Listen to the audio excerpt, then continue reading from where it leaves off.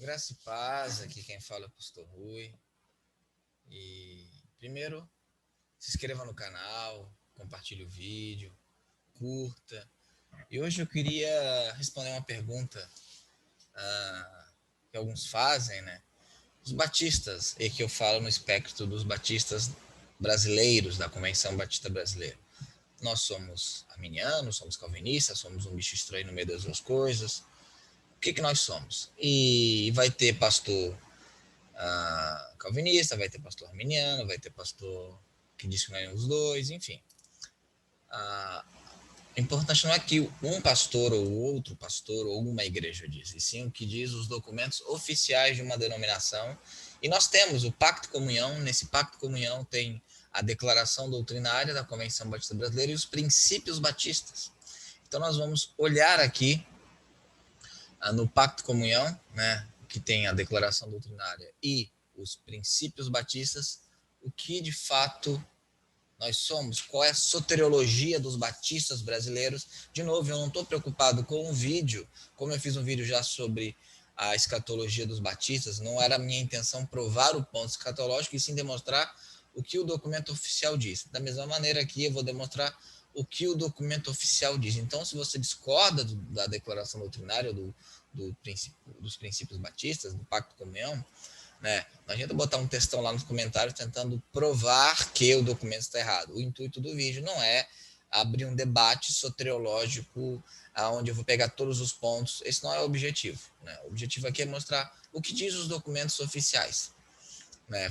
Não faria nenhum sentido, por exemplo, se eu estou vendo um vídeo sobre o que diz a declaração doutrinária da Convenção Geral da Assembleia de Deus, aí está lá dizendo sobre o batismo com o Espírito Santo, evidenciado falar em outras línguas, eu tentar provar no comentário que está errado. O objetivo do vídeo não é tentar te provar que esse ponto é correto ou não, e sim provar o que diz o documento. A mesma coisa aqui é o que diz este documento.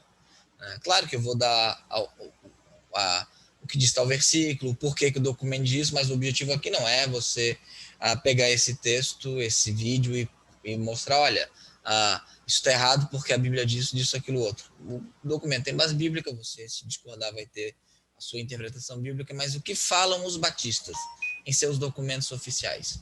Vamos lá. O homem, o artigo 3. Por um ato especial, o homem foi criado por Deus à sua imagem, conforme a sua semelhança, e disso decorre seu valor e dignidade. Então, o homem é digno, no sentido que ele é um ser e a imagem e semelhança de Deus, ele tem seu valor. Foi feito do pó da terra e para o mesmo pó há de voltar. Seu espírito procede de Deus e para ele retornará. O Criador ordenou que o homem domine, desenvolva e guarde a obra criada.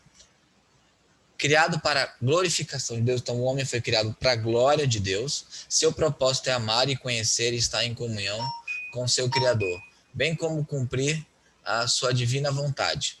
Ser pessoal e espiritual, o homem tem a capacidade de perceber, conhecer, experimentar, ainda que em parte, intelectual e experimentalmente a verdade revelada e tomar suas decisões em matérias religiosas sem mediação, interferência ou imposição de qualquer poder humano, seja civil ou religioso. Isto é, o homem tem a capacidade, devido à sua imagem e semelhança de Deus, de perceber e compreender, ainda que em parte, não totalmente, as verdades religiosas e de tomar as suas próprias decisões. Então, nós entendemos que a fé não pode ser forçada, a fé não pode ser imposta, ela deve ser aceita e crida. Então, aqui é o que fala o nosso artigo sobre o homem, não acho nada polêmico ele, acho que todo mundo concorda com isso, né? Fomos criados por Deus, em imagem e semelhança de Deus, e todos foram criados assim. Aqui estão os textos de base bíblica, e o que diz a declaração doutrinária da Convenção Batista Brasileira sobre o pecado. Vamos lá. No princípio, deixa eu voltar aqui. No princípio, o homem vivia em estado de inocência e mantinha perfeita comunhão com Deus. Mas cedendo à tentação de Satanás, então, num ato livre de desobediência contra o seu Criador, o homem caiu no pecado e assim perdeu a comunhão com Deus. Então, a ideia aqui é que o homem vivia em estado de inocência e mantinha a perfeita comunhão com Deus, mas ele cede a Satanás e num ato livre não imposto, não coagido, não necessário, mas num ato contingente. Isto é, o homem não era obrigado a cair e a queda não foi um decreto de Deus, foi no máximo uma permissão de Deus. O homem, num ato livre, ele desobedece a Deus e peca contra Deus e perde a comunhão contra seu Criador. E dele ficou separado. Em consequência da queda de nossos primeiros pais, todos somos, por natureza, pecadores e inclinados à prática do mal. Então, a declaração doutrinária vai crer numa natureza pecaminosa herdada, ok? Os batistas brasileiros acreditam que nós herdamos uma natureza pecaminosa, nós herdamos inclinações pecaminosas, nós herdamos esses sentimentos, esses desejos contrários a Deus. Então, nós acreditamos, os batistas brasileiros, que a natureza a pecaminosa ela é hereditária, ok? Todo pecado é cometido contra Deus, sua pessoa, sua vontade, sua lei. Então, o pecado é contra Deus, a pessoa de Deus, a vontade de Deus e a lei de Deus. Logo, o pecado não pode ter sido decretado, porque o pecado é um ato contra a vontade de Deus. Deus se decretou algo e a gente cumpre esse algo, então esse algo não pode ser pecado. Mas o mal praticado pelo homem atinge também seu próximo. O pecado maior consiste em não crer na pessoa de Jesus Cristo, o Filho de Deus, como Salvador pessoal. Como resultado do pecado, da incredulidade e da desobediência do homem contra Deus, ele está sujeito à morte, à condenação eterna, além de se tornar inimigo do próximo e da própria criação de Deus. Logo, a única culpa da perdição do homem é do próprio homem, não de Deus. Para os batistas brasileiros, né, o pecado, a incredulidade, a desobediência do homem contra Deus é que faz com que o homem seja sujeito à morte e à condenação eterna. Deus não determinou e Deus não fez com que ninguém fosse para o inferno simplesmente porque sim. A culpa é do homem devido aos atos pecaminosos do homem, que ele faz livremente. Separado de Deus, o homem é absolutamente incapaz de salvar-se a si mesmo e assim depende da graça de Deus para ser salvo. Os batistas não são sempre pelagianos ou pelagianos. Nós acreditamos que o homem não consegue se achegar a Deus, se salvar sozinho, o homem não dá o primeiro passo e ele necessita que Deus intervenha com sua graça para que o homem possa ser salvo. Deus tem que agir no coração e na consciência do homem para que o homem possa, então, receber a salvação. O homem não consegue salvar a si mesmo, não tem a capacidade de salvar a si mesmo, ele não tem a capacidade de buscar a salvação por si mesmo. É necessário, então, a graça de Deus para que isso ocorra. Né? Deus deve fazer isso. O homem não consegue, pela graça sois salvos, por meio da fé, isso não vem de vós, é dom de Deus, não das obras para que ninguém se glorie. Então, é isso que nós entendemos na questão do pecado. O artigo 5 vai dizer: a salvação é outorgada por Deus, pela sua graça, mediante arrependimento do pecador e da sua fé em Jesus Cristo como único Salvador e Senhor. Então, a salvação é dada por Deus pela sua graça. E qual é a condição? É mediante o arrependimento do pecador e da sua fé em Jesus Cristo. O preço de redenção eterna do crente foi pago de uma vez por Jesus Cristo, pelo derramamento do seu sangue na cruz.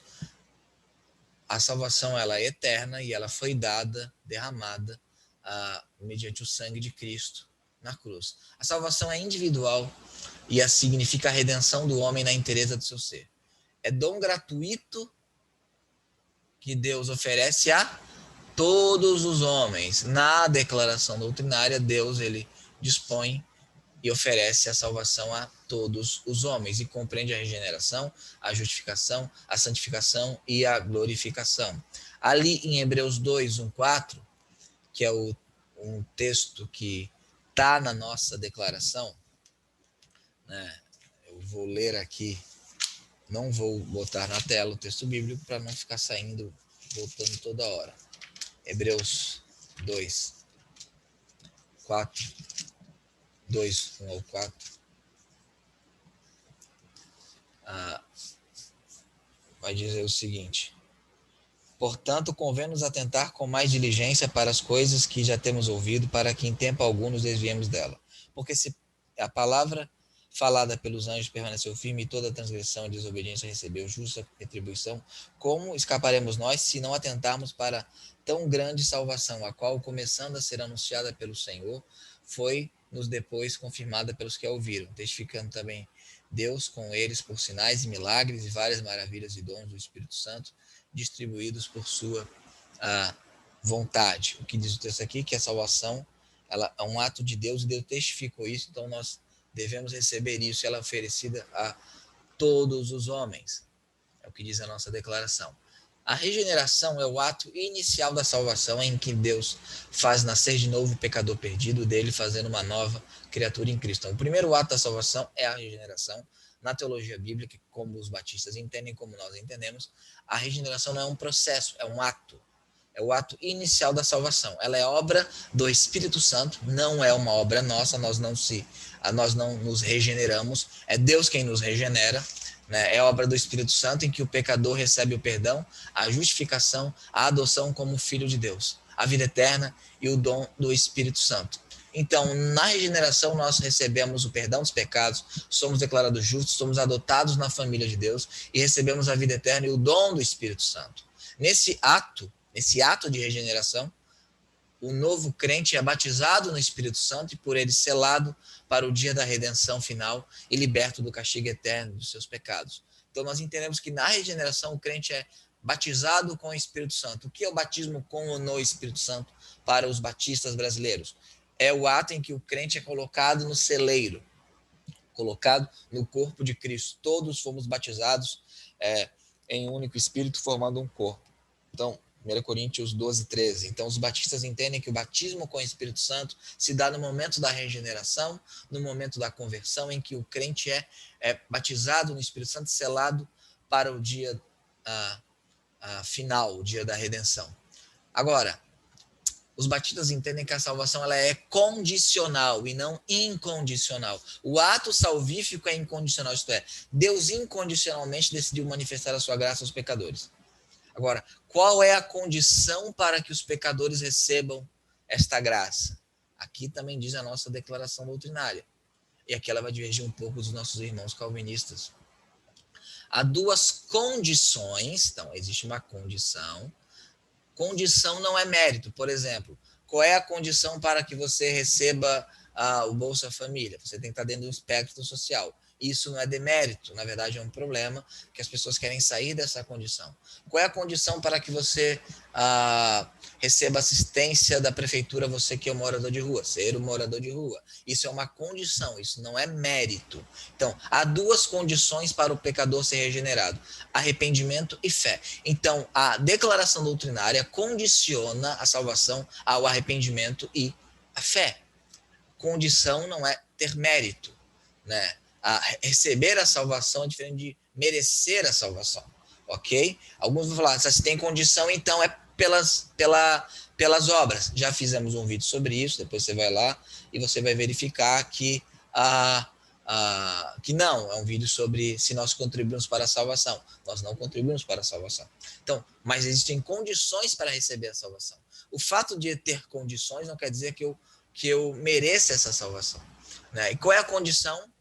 Arrependimento e fé. Há duas condições para a regeneração. Aqui, a nossa declaração já coloca, então, de maneira cronológica, lógica, mas não, obviamente, isso é uma forma teológica de escrever, mas ela coloca de maneira lógica que a fé e o arrependimento precedem a regeneração, isto é, primeiro você crê e depois você é salvo. Isso é interessante. O que eu farei para ser salvo? Creia e será salvo tudo. Tua casa. Então você crê e você será salvo. Todos aqueles que receberam, deles o poder de serem feitos filhos de Deus. Você recebe e é feito filho de Deus, né? Você recebe e é feito filho de Deus. Aqueles que creem foram selados com o Espírito, né? Jesus fala, arrependei-vos e creio no Evangelho, é chegado o reino dos céus. Então, creio que aqui é muito bíblico. A fé, ela precede a regeneração. Mas como é que vai ter como é que alguém não regenerado vai crer? Aí eu posso perguntar, como é que alguém regenerado não vai ter fé? A questão é o seguinte, a condição para que você receba e entre no reino de Deus é arrependimento e fé. Um regenerado, A regeneração é o ato inicial de Deus nisso. Para que você receba essa regeneração, essa salvação, você deve crer em Jesus Cristo e se arrepender de seus pecados. O arrependimento implica a mudança radical do homem interior, por força que ele se afasta do pecado e se volta para Deus. Então, eu mudo o meu entendimento, eu me afasto do pecado e eu me volto a Deus. O arrependimento é a parte negativa, isto é, eu me afasto de algo. A fé é a parte positiva, eu me aproximo de algo. A fé é a confiança e a aceitação de Jesus Cristo como Salvador. E a total entrega da personalidade a ele por parte do pecador. Não é só levantar a mãozinha, é um compromisso real de seguir a pessoa bendita de Jesus Cristo. Nessa experiência de conversão, isto é, arrependimento e fé, o homem perdido é reconciliado com Deus, que lhe concede perdão, justiça e paz. Então, os batistas entendem que há duas condições para a salvação: arrependimento e fé, e nessa experiência, que é a regeneração, nós ganhamos perdão, justiça, paz e a reconciliação. Aqui estão os textos. Né? A justificação, o que nós entendemos? A justificação ocorre simultaneamente com a regeneração. É no mesmo ato. É o ato, então não é um processo em que eu vou me tornando justo, é um ato, a qual Deus, considerando os méritos do sacrifício de Cristo, absolve no perdão o homem de seus pecados e o declara justo, capacitando, aí já entra a questão da santificação, capacitando para uma vida de retidão diante de Deus. Né? Então, assim que eu creio, eu sou declarado justo no tribunal de Deus pelos méritos de Cristo. Né? Essa graça, então, é uma graça, tudo é por graça, é concedida não por qualquer obras meritórias praticada pelo homem, mas por meio da sua fé em Cristo. A fé é o canal a qual essa graça é dada a mim. Santificação é o processo que, principiando na regeneração, eu sou regenerado, sou salvo, então leva o homem à realização dos propósitos de Deus para a sua vida.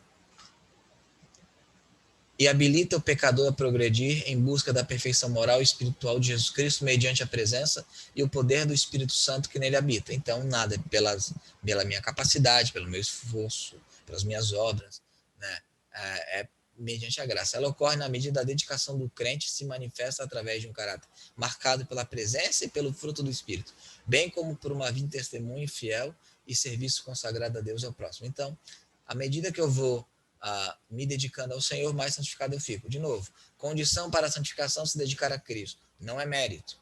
Né? Então, eu sou justificado, eu sou regenerado, eu sou reconciliado, e inicia-se então um processo. A regeneração e justificação é um ato, de acordo com a nossa declaração doutrinária. Aqui estão os versículos, depois você abre na sua Bíblia, está aqui muito claro.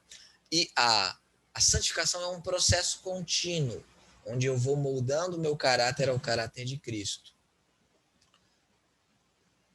É um processo contínuo onde eu vou moldando o meu caráter ao... Agora a pessoa resolveu ligar. Deixa eu botar aqui no silencioso, deu. Onde eu vou moldando o meu caráter ao caráter de Cristo.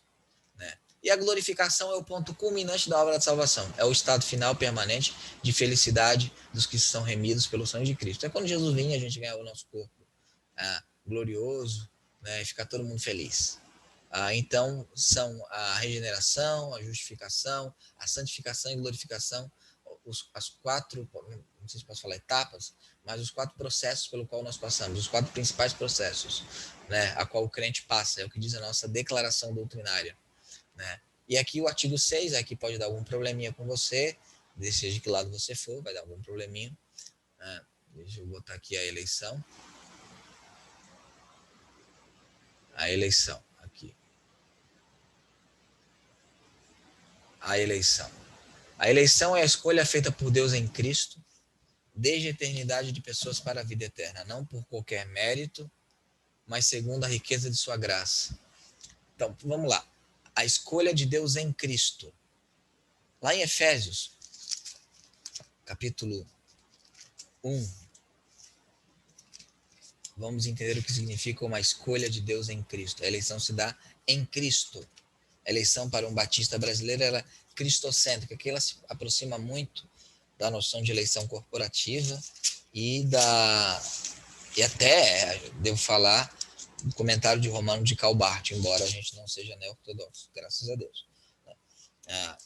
Diz o seguinte aqui, Efésios capítulo 1, versículo 3. Bendito Deus e Pai de nosso Senhor Jesus Cristo, o qual nos abençoou com todas as bênçãos espirituais nos lugares celestiais em Cristo. Como também nos elegeu nele antes da fundação do mundo para que fôssemos santos e irrepreensíveis diante dele em amor e nos predestinou para filhos de adoção por Jesus Cristo. Olha só, predestinação é uma coisa, eleição é outra, ok? A predestinação é para filhos de adoção, é o destino dos filhos, é o destino dos santos, predestinados para serem conforme a imagem de Jesus Cristo. Romanos 8, 29 diz isso. A eleição aqui se dá em Cristo. Não se dá para Cristo, mas em Cristo. Isto é, Deus decidiu eleger aqueles que estivessem em Cristo. É o que diz a nossa declaração doutrinária. Vou aqui ler o texto de novo. É a escolha feita por Deus em Cristo desde a eternidade. Agora, como se deu essa escolha em Cristo? Vamos lá. Antes da criação do mundo, Deus, no exercício da sua soberania divina e à luz de sua presciência de todas as coisas, elegeu, chamou, predestinou, justificou e glorificou aqueles que, no correr dos tempos, aceitariam livremente o dom da salvação. O que diz a nossa declaração doutrinária é que Deus, de maneira soberana, decidiu como as pessoas seriam salvas, em Cristo, ponto. Então, ele usou a sua soberania. Algumas pessoas acham que Deus é soberano para qualquer coisa, menos para decidir salvar dessa maneira. A Bíblia fala que ele salvou dessa maneira. Decidiu nos salvar em Cristo, aquele que está na videira. Deus soberanamente decidiu que todos aqueles que estivessem em Cristo seriam salvos, ponto. E ele fez isso à luz de sua presciência.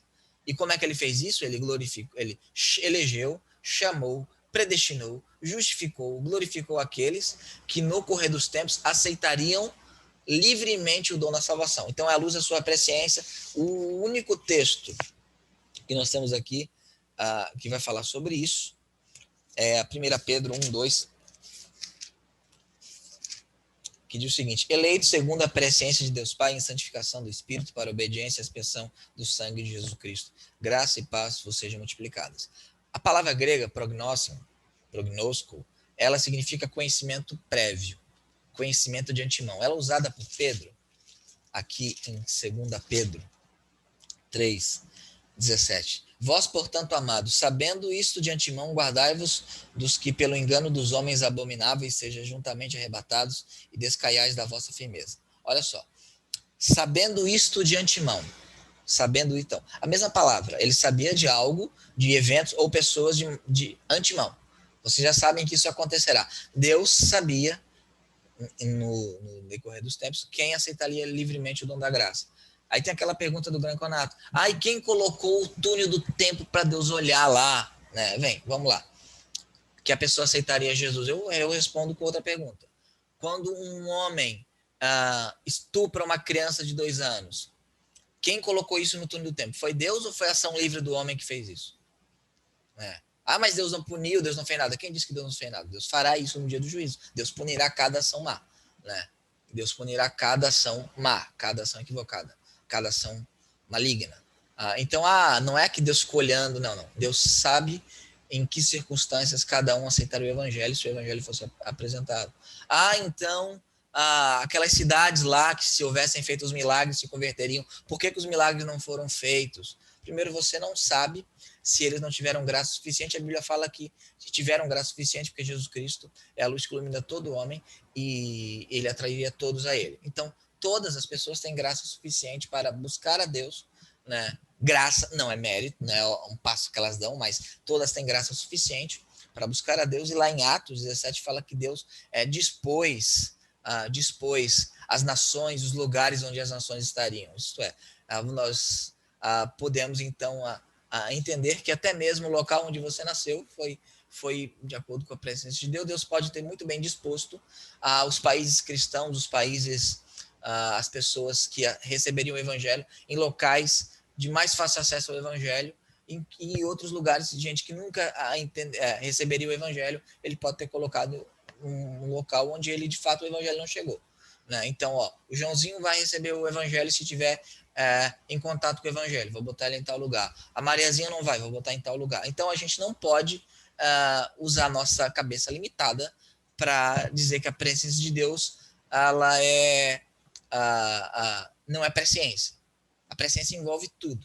O fato é que Deus elegeu, chamou aqueles que livremente aceitariam o dom da salvação. É o que diz a nossa declaração doutrinária, ok? Não podemos fugir, como batistas brasileiros, do que diz a nossa declaração doutrinária. Ainda que baseada na soberania de Deus, Deus decidiu salvar pessoas em Cristo. Essa eleição está em perfeita consonância com o livre-arbítrio de cada um de todos os homens. Aqui um ponto aqui. Quando o Batista fala livre-arbítrio, ele não é no sentido pelagiano, que você, sem influência alguma, você vai lá e decide por Deus, ok? A gente vive no meio pecaminoso, então temos uma natureza pecaminosa que influencia as nossas decisões. Como já vimos anteriormente, é necessário que a graça de Deus atue em nós. É necessário que a graça, nós somos incapazes de nos salvar a si mesmos. Agora, habilitados pela graça, porque somos imagem de Deus e competentes pela graça a receber o evangelho, nós podemos sim livremente receber essa salvação. É o que diz a nossa declaração doutrinária. A salvação do crente é eterna. Os salvos perseveram em Cristo e são guardados pelo poder de Deus. Nenhuma força ou circunstância tem o poder para separar o crente do amor de Deus em Cristo Jesus. O novo nascimento, perdão, a justificação, a adoção como filhos de Deus, a eleição e o dom do Espírito asseguram os salvos a permanência na graça da salvação. Aqui é uma grande diferença com o arminianismo também.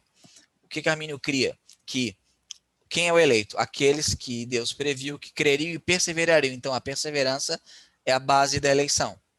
Para os batistas, não. A eleição é a base da perseverança. O fato de eu crer vai garantir que eu chegue até o fim. Por quê? Porque eu nasci de novo. Aí vem outros falaram. Mas como é que vocês não são calvinistas 5 pontos e creem na perseverança dos santos? Se vocês não creem em uma eleição incondicional, como então vocês creem numa eleição condicional? Então, como vocês creem na perseverança dos santos? Ele não tem livre-arbítrio para deixar? Tem, claro que tem. Só que ele não vai deixar, assim como o leão é livre para comer alface, ele vai comer carne. Por quê? Nós nascemos de novo. Nós nascemos de novo e nascidos de novo, nós temos uma nova natureza e vamos desejar coisas diferentes que desejávamos, né? Nós não podemos desnascer de novo, fomos adotados como filhos, né? Então a eleição, o dom do Espírito, a mudança de natureza, a regeneração, o perdão, a justificação, asseguram que eu permaneça na graça de Jesus Cristo, né? Então nós queremos numa eleição que está em concordância com o livre-arbítrio de cada um e de todos os homens. Se você é batista brasileiro e você não crê no livre-arbítrio, você está indo contra o estatuto da sua igreja, você está indo contra a declaração doutrinária. Se você é obreiro batista e vai para um concílio, você está mentindo quando assina o documento da ordem dizendo que você concorda com os documentos batistas, ok? Então é isso que diz a nossa declaração doutrinária, né? Eu quero só abrir um texto aqui interessante sobre essa questão da presciência, lá em Atos, que é um texto muito usado para dizer que não tem presciência. Atos, capítulo 4, se não me engano, diz o seguinte.